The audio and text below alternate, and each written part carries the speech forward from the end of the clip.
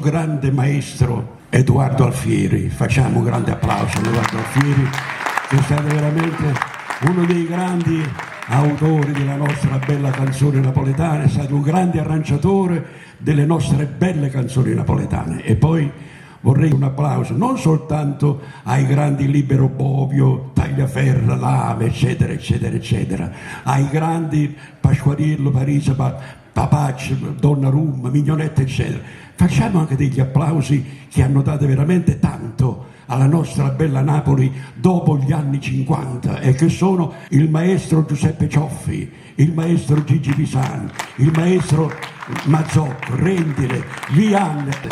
E dunque Napoli ha cantato prima della guerra e sta cantando ancora oggi. Però logicamente i tempi cambiano, come sai. Poi c'è danno.